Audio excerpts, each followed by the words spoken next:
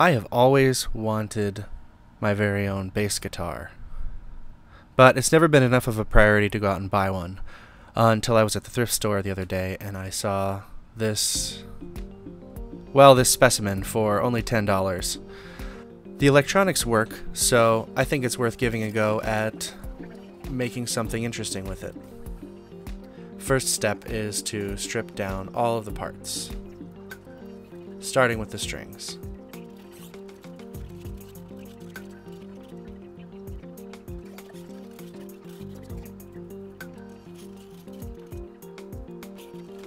This was never a very high-quality instrument, as you can probably tell, and it was treated as such. It's an entry-level Ibanez, held together with duct tape. There used to be some sort of a banner here, and you can see the special solder work. We'll fix all that up when we go through and redo the wiring. I'm definitely going to have to find a better place to put the sound jack as well. I don't know if this is where it is originally on the bass or if it's an aftermarket modification.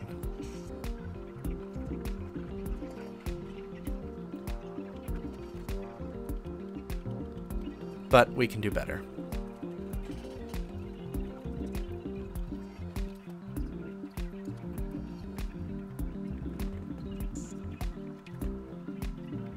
The screws in the tailpiece were a little crooked. I'm not sure if this is a problem that originated at the factory or if it's something that the modifier of this bass introduced when they hacked it to pieces. And I'm not sure yet if I'm going to fill the holes and try to make them straight. I do like that they give me a reference point for the location of the tailpiece. Removing the pickups is very straightforward, and I'm actually surprised at the quality of these stock pickups. I plugged it in before taking it apart, and it sounded fine to me. Also, they're a lot less crusty than some of the entry-level Fenders that I've taken apart. So I think we'll just keep them, and they can be upgraded later if necessary. I'm going to mark which one is which so that I put them back together in the right order. I'm not sure if that matters with these, but better safe than sorry. And it's not often that you find things reasonably priced at Goodwill these days. So whoever put this back together after hacking it up didn't do a very good job. The neck was on a little bit wobbly, but that's an easy fix. And they put the plate on upside down. Now it's time to sand the body and get that ghastly finish off. And this is the first opportunity I have to use my garage sale belt sander. It's an old Craftsman, smells a little funny when the motor fires up, but it seems to work. I've never put a belt on it before, and I admit I was a little confused. There's no lever to retract the wheels. So I turned to YouTube and got it figured out.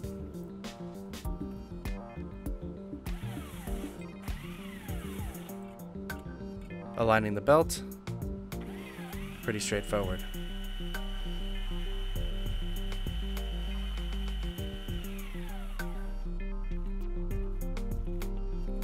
Hearing protection, always a plus.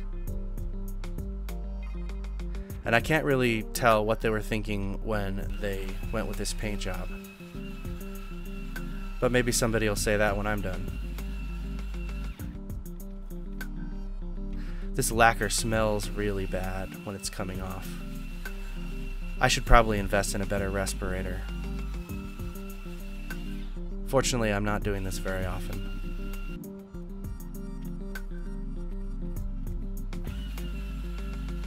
I probably should have been more careful, but I nicked my thumb. Not too bad. One of the ways you can tell this is an entry-level model is that it's built up from several pieces of wood glued together. And I'm just going to glue on a few more, so it shouldn't make a big difference. But it's not the highest quality wood, and you can see here that there are some voids that they filled in with lacquer at the factory. Right there. A Lots of schmoo covering stuff. Thank goodness for belt sanders.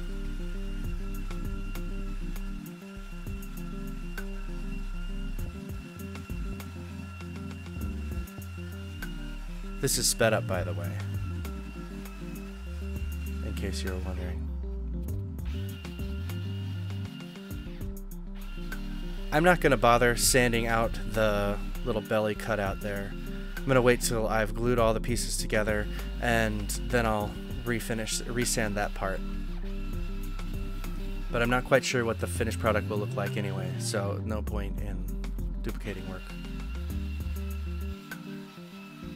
Now, as you may have been able to tell, I don't have a very full featured shop yet, which means I don't have a belt sander that's mounted to anything. So this is the poor man's tabletop belt sander. You know what they say, fake it till you make it. I'm just cleaning up the edges a little bit here. And I'm not being very precise because I'm going to take this to the table saw later and square those up. I want to add some extra wood to them to get more of a base-like shape. I don't know what that'll look like, but I think anything will be better than this random hacked-off type look. And this is really rough sanding. There's going to be a lot more sanding in this guitar's future. But for now, we just want to get off as much of that nasty paint as possible and start thinking about what the design will look like. And that's it for today. Time to take a break. If you liked this project, please feel free to subscribe to see what's next. And you can watch some of my other videos on woodworking and photography and other miscellaneous things. Thanks for watching, and I'll catch you next time.